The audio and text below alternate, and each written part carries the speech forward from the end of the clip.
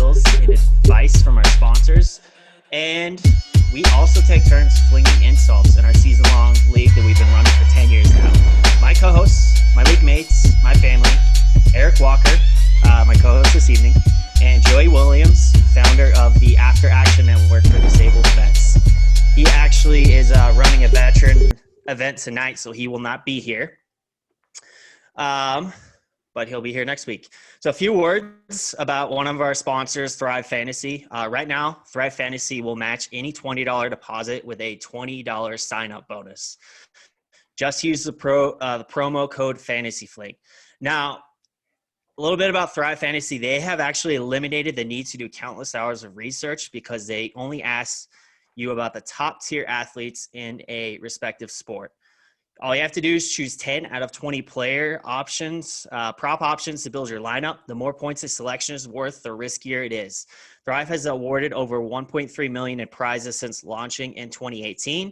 They're guaranteeing over $50,000 in prizes for week one.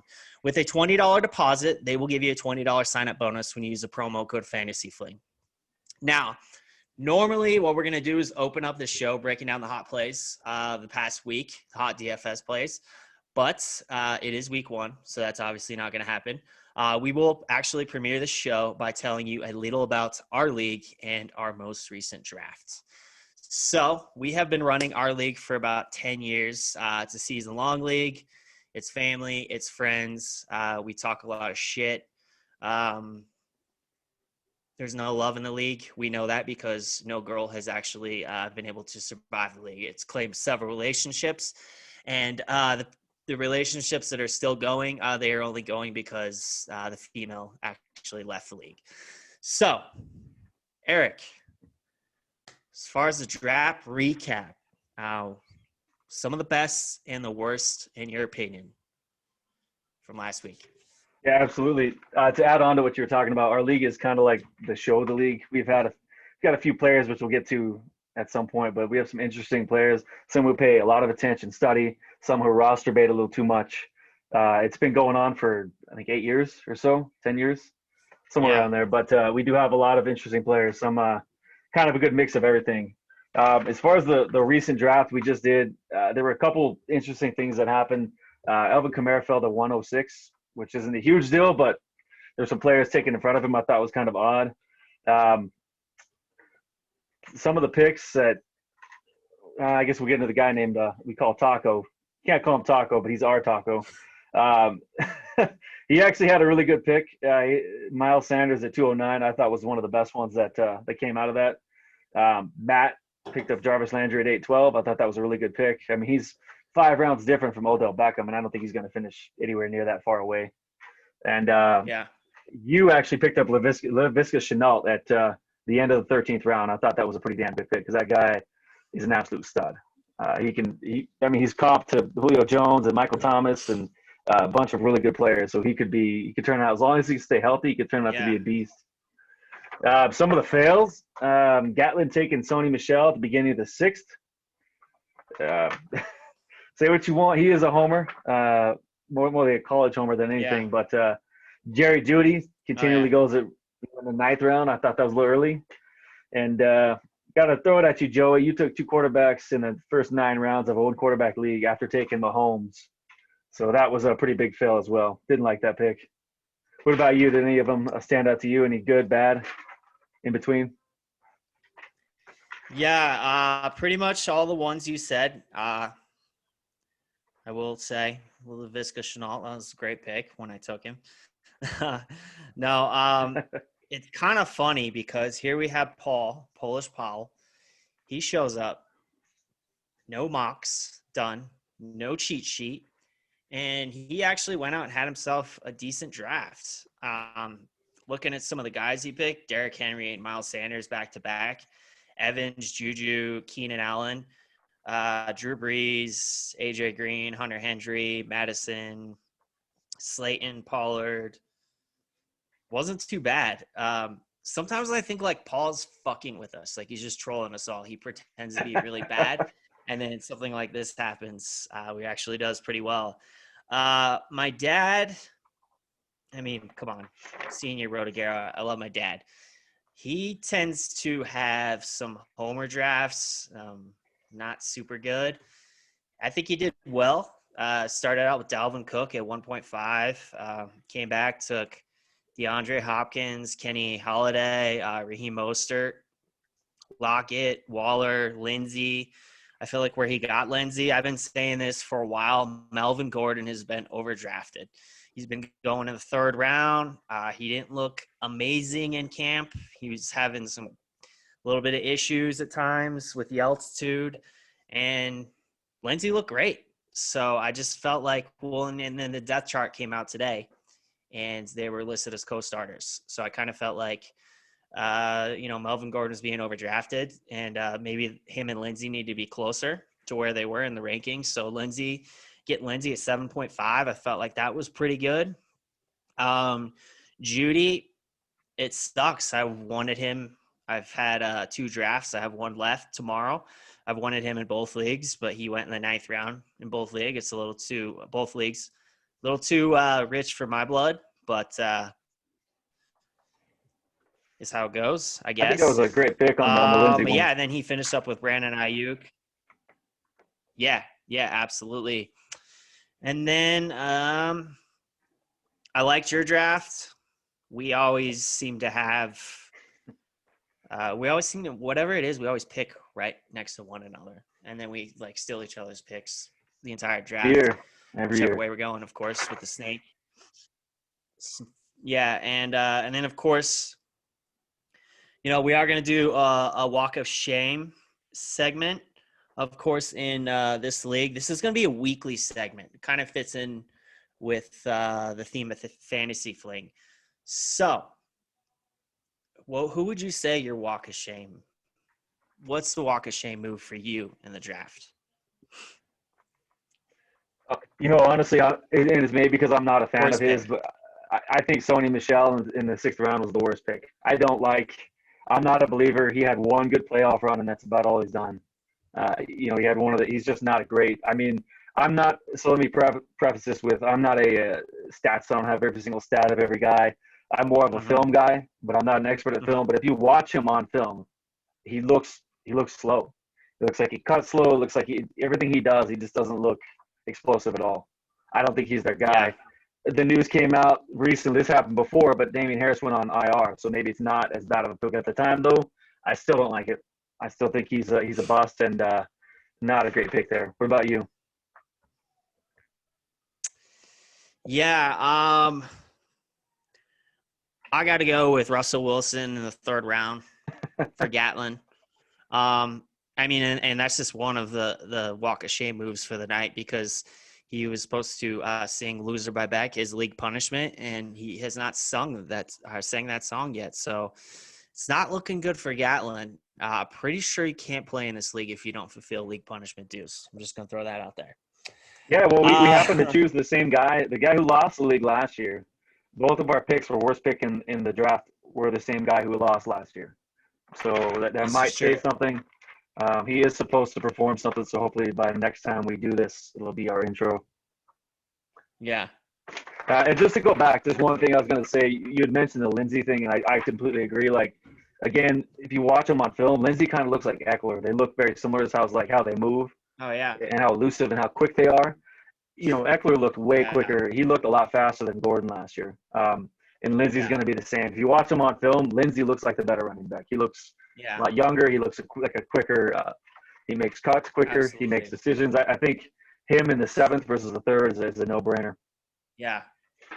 Shout out. It's funny you mentioned that. You mentioned Lindsey and Eckler. Shout out to football guys. One of the reasons why I love fantasy football so much. I remember I was listening to Sigmund Bloom. I believe it was last year, and he was talking about at one point in the state of Colorado, your running backs in high school were Christian McCaffrey, Philip Lindsay, and Austin Eckler. Pretty awesome. um, but yeah, absolutely. So moving on, every league has a taco. We have one. We probably have 2. um, First off, we have Troy, who I invite to the draft. Troy, if there's like literally, I've seen Troy pick Russell Wilson #1 overall in a draft several years, about 4 or 5 years ago. I picked Russell Wilson #1 overall. Troy is hilarious. He's just one of those people who you just love being around him because he's just like outrageous with his football takes. So first off, we invited him to the draft. He says, "Yeah, I can make it." I say, "Okay, Troy, take an Uber because we're gonna probably be drinking a lot." And he's like, "Okay." Drafts at 6:30. Was it 6:30? I text him at 5. I'm like, "Yo, are you coming?" Not a word from Troy. Then 6:30, I'm like, "Yo, where's Troy? Like, what's going on?" Nothing. Not a word from him. And then we get a picture from your wife later on the security cam that Troy was out front with a 6-pack of beer in his hand. Apparently rang the doorbell. Nobody heard him. He didn't call. He just left. Didn't call, like didn't answer to the text, just left and drove back home like 30 minutes away. So that's Troy. Yeah, that was I think we probably talked about like 4 or 5 times. Like, why didn't he just call? I went to someone's house and I knocked on the door and they didn't answer. I'd call the person I know and said, "Hey, am I at the right house? Can you check?" He just went home. Yeah. I don't know. Yeah. But speaking of the other taco, why don't you tell us a little bit about Paul, about some of the things he said? Oh my God. And we, this is only a fraction of what we actually, I guess, wrote down for what he said. A couple things that he said was, what is AD? Anybody who's a avid fantasy football fan knows what ADP is. That's like one of the most common acronyms. And Paul didn't know what it was. He's like, "What's ADP?" I have his draft position for any of you who don't know, but you should. He said Tampa Bay got Kamara. Fournette got Kamara, not Fournette got Kamara. Tampa Bay got Fournette. And then Rivers is with the Colts. Yeah. I mean, this happened a long time ago. I guess he doesn't pay attention, so I guess it's to be expected. But he also doesn't know any of the rookies who came in. I asked a couple questions about what positions they were, who they played for. Didn't know any of those. But anyway, yeah, he is truly like the taco of our league. He does not pay attention. Sometimes the season goes on, he doesn't set his lineup. He'll draft 2 defenses or 3 defenses, multiple kickers. Stuff that only taco would do per se. Yeah, I mean, he literally, he handcuffed kickers 1 year because McManus got suspended. No, not McManus. Prater got suspended, so he handcuffed the backup kicker. That's handcuffs the kicker. Oh my God, that's all right. But it's fun. It's funny though, because you talk about that and you're like, Paul, he doesn't really pay attention to things. But yet, if it's a meme about a player doing something like we saw in the news today, Paul's all over it. If it's a signing, may not pay attention to it, but if it's a meme, he's all over it. Which brings me to the next bit of news today. I'll let you go in on that one.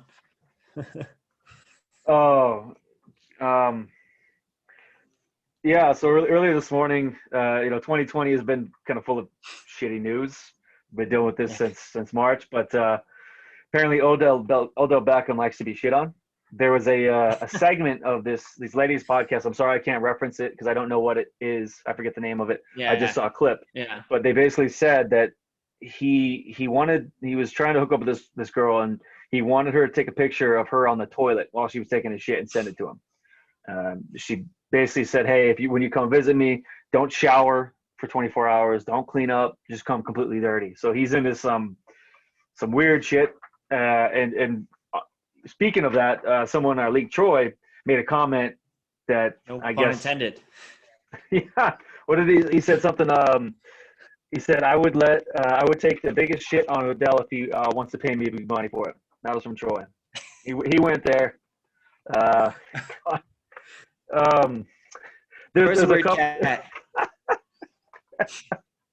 So 2020 has been just crazy all around, but how is Earl Thomas having sex parties with his brother, not the craziest news of 2020. Like the craziest like sexual preference news of 2020.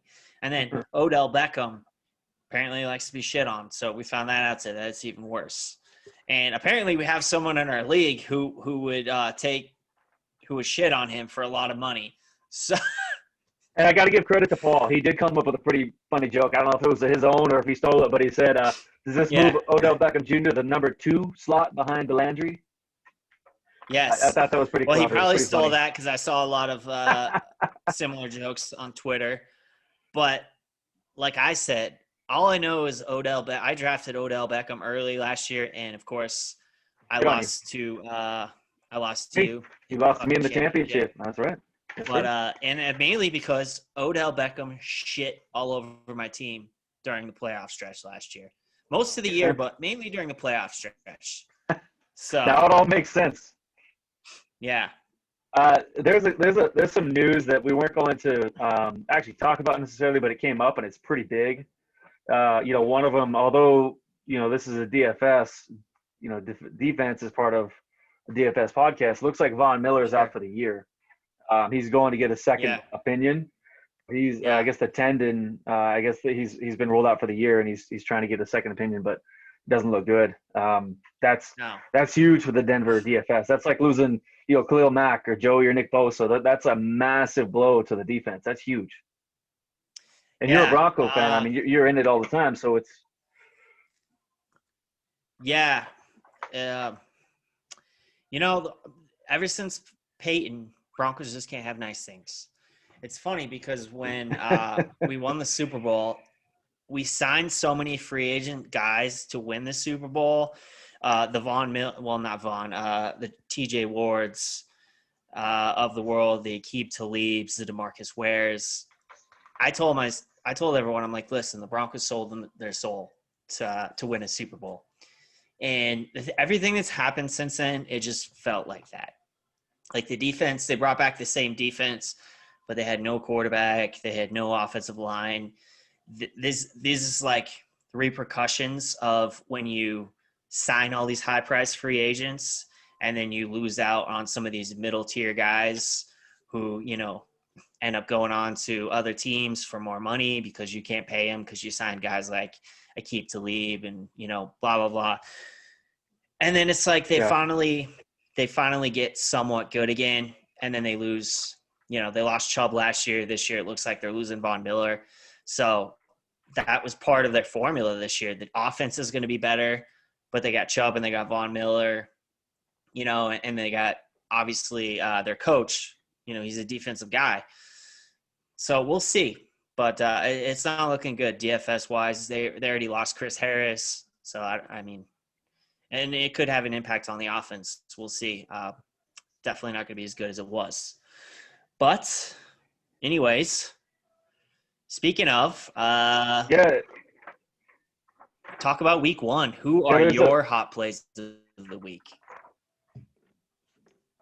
So week 1 is obviously the game on Thursday, which everyone's dying to watch it. Football's coming back on Thursday. Football's back, so baby. That's going to be and that's a highly projected game as far as the spread goes. The Chiefs are projected for like 32 points. Depending on what you're playing, if you're playing the 50-50, maybe you don't want Tyreek because he's a boomer bust type guy. But if you're playing for money tournament type thing, Tyreek Hill might he's kind of a chalk play I think in tournaments, but everyone's fresh coming out. I think it's going to be a high scoring game. I think that's the way to go. One of the I was looking at a couple different games. I was looking at the one that might seem boring on paper, but it intrigued me was the Colts versus Jags. The Colts, Phillip Rivers has a tendency to start out really well in the season. He starts out hot, and then after about game 7 or 8, about midway through the season, I don't know if it's his age or his arm, he just goes downhill. He tanks. He plays like crap. So I've noticed Rivers is we're talking about FanDuel prices, but he's going at 7,100.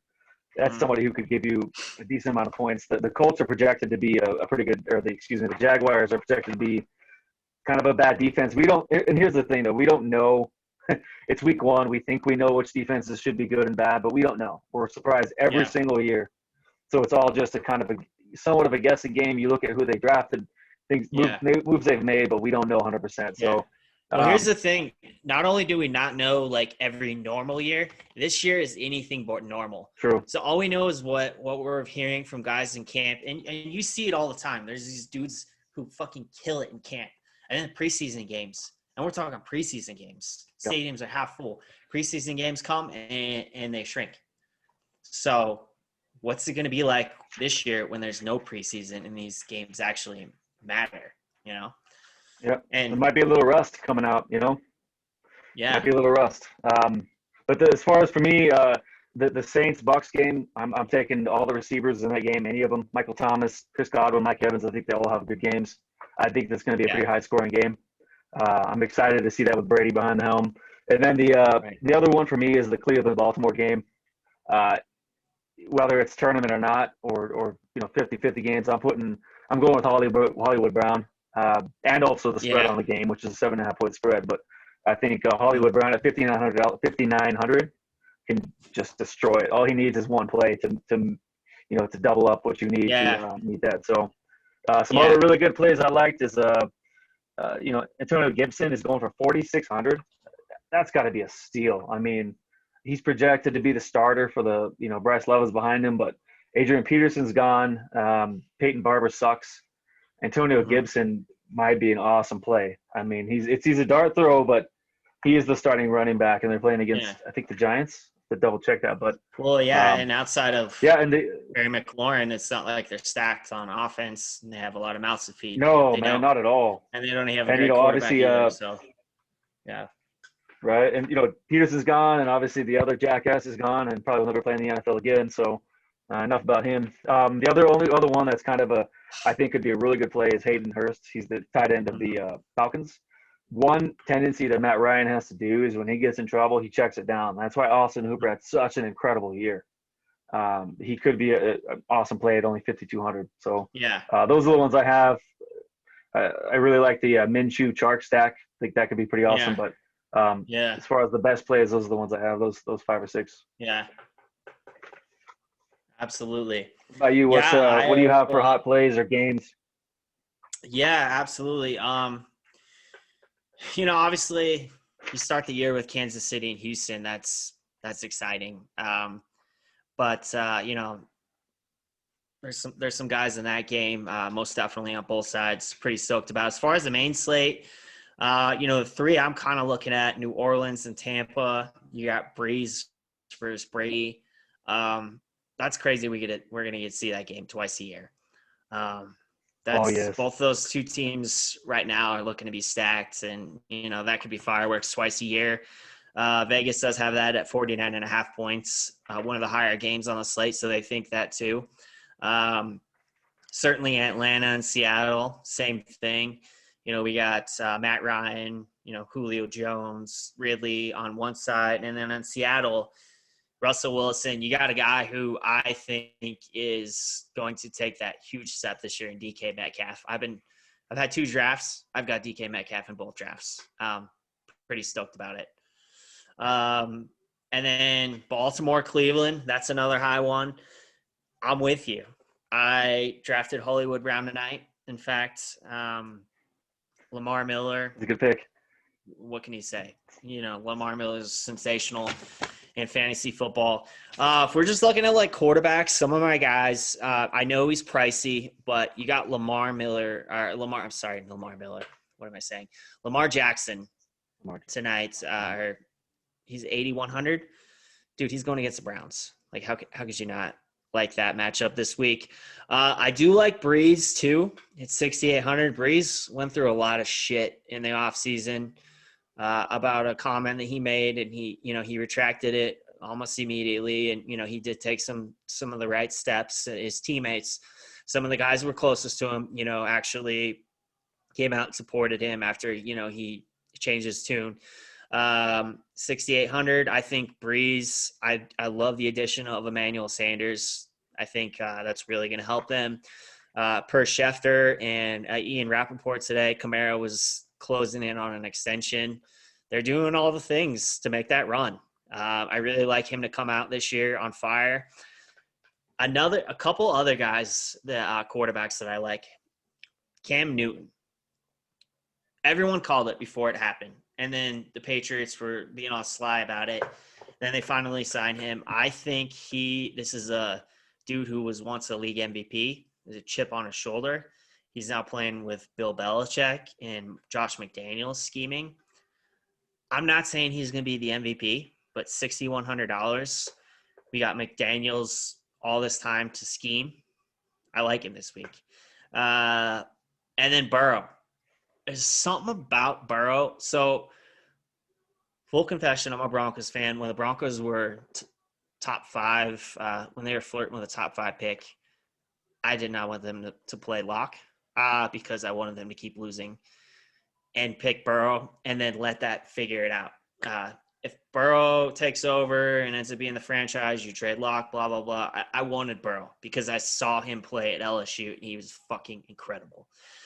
I think he could have a great year. 5,800. I like it. I like him this week. You just see it every once in a while, like these rookie quarterbacks just come out slinging it, and he is, I think, the most polished we've seen in a while. Some of the running backs that I do like, Ingram, just because I think the Ravens, they could just have the potential to run wild over Cleveland. I really like Raheem Mostert at $5,800. Dalvin Cook, nobody's really talking about him because, of his potential holdout, which I get it. Season long, maybe you don't want him, but this week I think he could do well. Josh Jacobs, I definitely really like him this week at 6,800. Eckler, I don't get it. Like he was incredible last year, and he has no Melvin Gordon in front of him. Nobody's really talking about him enough. 7,000. I think he could be a good play this week. And then Gibson, like you mentioned, 4,600. That's a steal.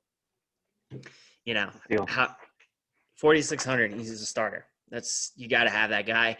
Devontae Adams. Who else is Rodgers going to throw to? I mean, they clearly didn't go out and get a wide receiver because they decided they need Jordan Love instead. So, oh my God. And Hollywood Brown, I'm all in on him at 5,100. Sanders is an incredible route runner. He always has big games early on in the year. I'm a Broncos fan. I've seen this guy, and I remember what he was like with Peyton Manning throwing to him. He's going to be happy with Drew Brees throwing the ball to him. McLaurin, you mentioned Antonio Gibson. Besides McLaurin, who else is there? Like, he's incredible. I do like DK Metcalf this week at 5,800. Also drafted Evans tonight in the second round of our draft. I'm big on him this year. 6,900, not too bad. And tight ends, probably some of these guys I'm going they're not cheap. They're kind of mid-range guys. So if I'm going tight end, I'm definitely going TJ Hawkinson in some leagues. I do think this guy, people thought he was going to be like the next Gronkowski. Most tight ends, they don't blow up year one. It takes, a couple years at least. I do think TJ Hawkinson is one of those guys who could take that next step. 4,200. Why not? I mean, specifically in like a GPP, you get TJ Hawkinson this week for 4,200. I think that could be a solid play. What do you think?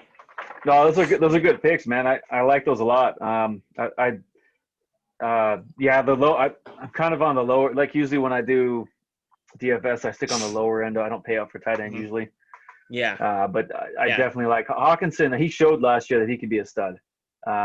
Yeah. And he made some bad decisions. Maybe he won't be trying to jump and leap over players again anymore, trying to hurdle him. But he showed that he has potential. I mean, that's what you want to see. That statistically, the biggest jump that tight ends make is in their second year. Yeah. So most def. He showed that he has the physical capabilities, and he's got Stafford. So I mean, it could turn out really well for sure. Yeah. I like that pick. And of all the ones you talked about, I usually don't bet on lines very often, but I am betting on the Cleveland Baltimore. Mm-hmm. It's a 7.5 point spread. Yeah. I think Baltimore covers that easy. It's in Baltimore. Oh yeah. I think they crushed the Browns. Yeah. I'm going to bet on. That's the one I'm going to bet on. The Browns, I don't know what it is. They're just prone to a shitty performance. Hey, no pun intended. Yeah. Well, Well, I guess to recap, yeah. since we're talking about DFS, what is your? I guess maybe I'll start and then go from there. Like, I play, and I think most people do. I would assume anyway. Most people play DFS a lot different than they do season long. For Mhm. me, when I play season long, I'm a big advocate of. I'm a big fan of Sean Siegel, Rotoviz, zero RB, modified zero RB type thing. But when it comes to Yeah. DFS, I play it the exact opposite. I get as many Mhm. studs at running back as I possibly can, and then I try to Yeah. find value at tight end and quarterback and all the other positions.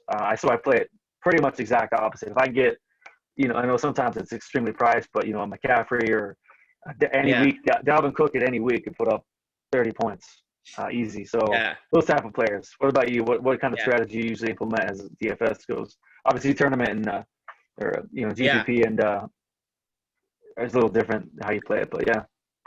Absolutely. Well, and I think at DFS more than anything, like you really have to know the matchups.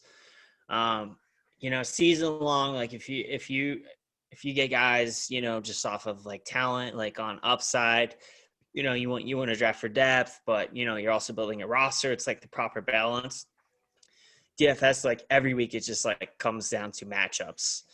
Um, so that said, like value is important when you're looking at that, but also sometimes you can just get these guys who start last second and are practically worth nothing, because of injuries.